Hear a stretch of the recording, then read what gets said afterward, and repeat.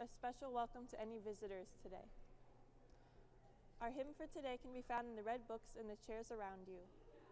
And today at morning prayer, our Journeys of Faith morning speaker series continues with Antone, who is the Director of Collegiate Outreach for St Teresa's. In our prayers today, we remember David Rowland, Senior Research Professor of Psychology, whose mother died February 8th. Tomorrow at morning prayer, Dr. Russell Wiesman, one of the finalists for the position of University Organist and Director of Chapel Music, will be on campus, playing for our service of morning prayer. There will be 2 on-campus interviews this month, with the second being Dr. Sung-Hee Kim, who is our Interim Director of Chapel Music. Now, let us worship.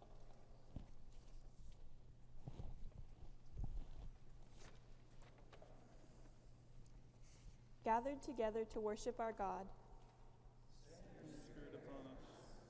let us walk the journey together. Seeking the Spirit of our God.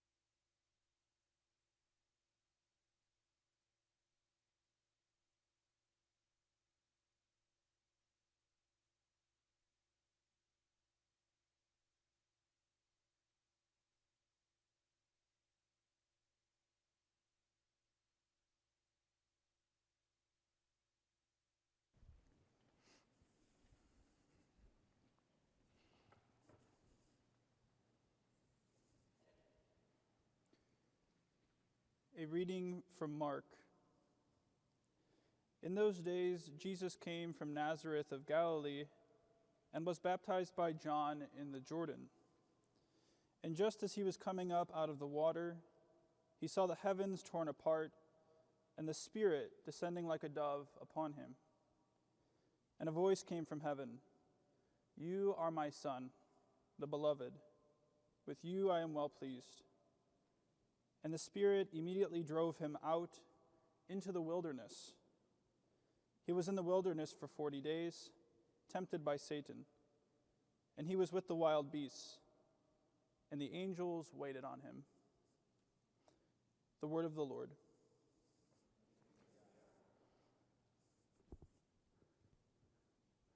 I'm going to come over here because it seems so distant over there. But good morning. As mentioned earlier, my name is Antone. I serve as the Director of Collegiate Outreach at St Teresa, and I just want to thank Deaconess Kristen and Pastor Jim and the entire chapel community for having me. So I do have to be honest, though, initially when I received the invitation to talk at Chapel Break, I was a little nervous because the last 9 months or so have probably been the busiest of my life. So I'm working at St Teresa's, and then alongside my work there, over the last 3 years, I've been working on a master's degree here at Valparaiso in clinical mental health counseling. So I'll be finishing that in the summer. As part of that program, I participate in an internship. So I'm also at a counseling practice here in Valparaiso seeing clients. And then alongside that, I've been planning a wedding with my fiancée Molly. So that wedding will be taking place 2 months from tomorrow. So there have been moments that have felt like I'm keeping up with the days rather than living them. I don't know if any of you can ever relate to something like that, but it's just this sense that you're just completely immersed in all the activities that are just flurrying around you.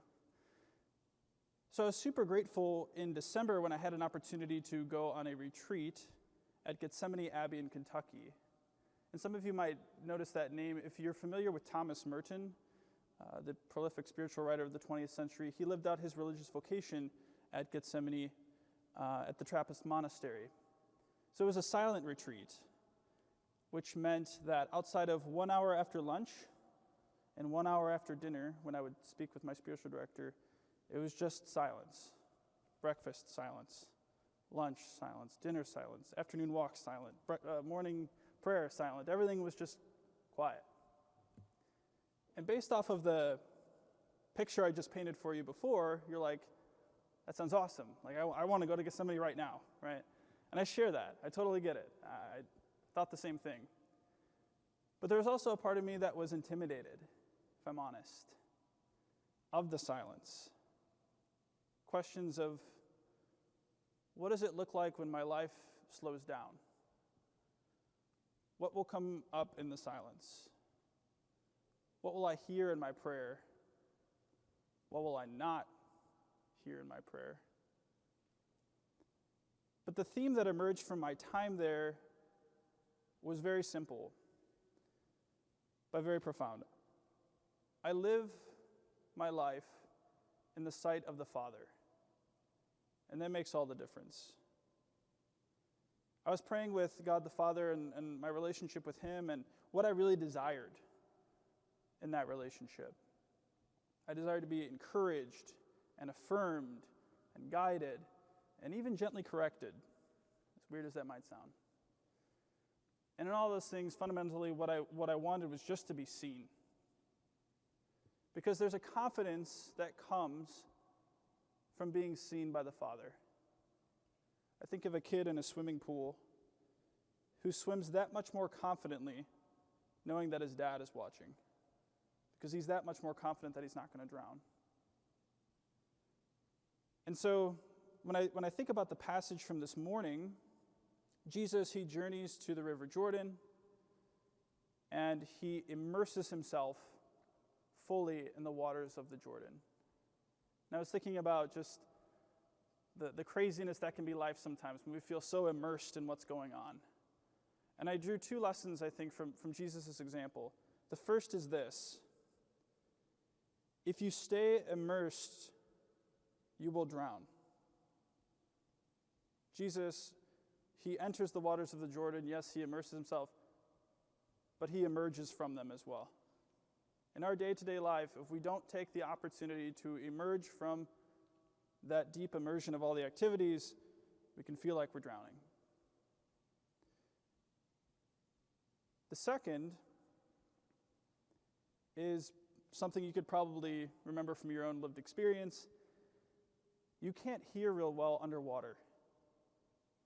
It's difficult to hear and to see when you are fully immersed. And it was when Jesus emerged from the waters that he was able to clearly hear the beautiful sentiment of, "You are my beloved, and with you I'm well pleased." And that's the sense that I had on retreat at Gethsemane. Emerging from all that I was immersed in with all the activities, just a sentiment from the Father saying, "I see you, you're beloved, and I'm proud of you." But it's important we don't always have the opportunity to go to Gethsemane Abbey and be in silence. But taking the moments each day to emerge from all the craziness that can be life is super important. Because the beautiful sentiment that Jesus hears, that he is the beloved, it was super clear. But where does he go next? To the wilderness, to the desert. Sometimes I think there's the temptation of like, well, if I'm experiencing dryness in prayer, or I'm not feeling super close, then I'm doing something wrong, or that's not how it's supposed to be. But the passage that we heard this morning discredits that. It's the Spirit who leads Jesus into the desert. Being tempted by Satan and facing the demons was an opportunity for our Lord to stand in his true identity as being the beloved Son of the Father. it was the promise and the hope. And so when I look at this journeys of faith, wilderness, hope, and promise, I think about if we stand firm in our identities as being sons and daughters of the Father, that's what provides us hope. That's what allows us the promise of knowing that when we go to the wilderness of our lives, when things are difficult, when they are dry, that He will be with us, just as He was with Jesus Himself. So we take courage in that today, and regardless of wherever we are, whether it's the busyness, whether it's the silence, whether it's the desert, we just give thanks knowing that we are with Him.